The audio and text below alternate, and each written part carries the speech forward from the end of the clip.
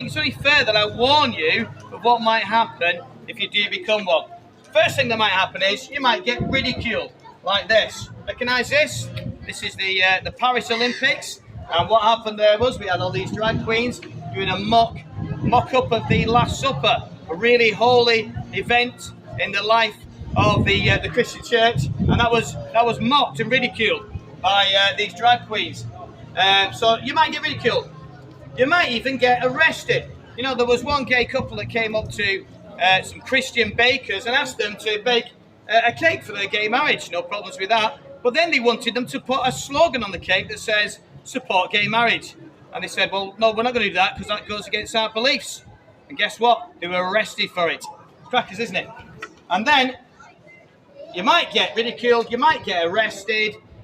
Even worse, you might even lose your life.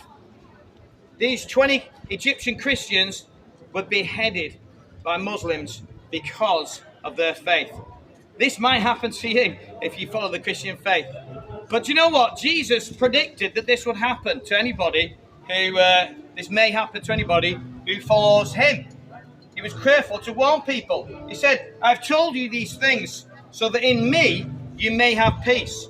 In this world you will have trouble, but take heart, I have overcome the world.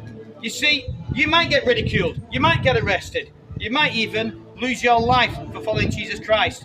But that will not be the end of your life, because those people who've trusted in Jesus Christ, because he has already overcome the world, then you will too. You'll rise up from your grave, you will go to heaven to be with him, and you'll come back and reign on the new earth with him. That's a fantastic hope. And it's the only person who provides that hope is Jesus Christ.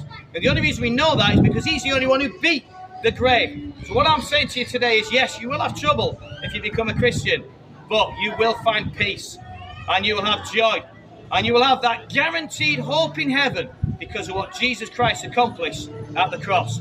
Why don't you come to him today? Joe, can I just share one more thing with you? There was a guy at this, there was a guy who saw this take place.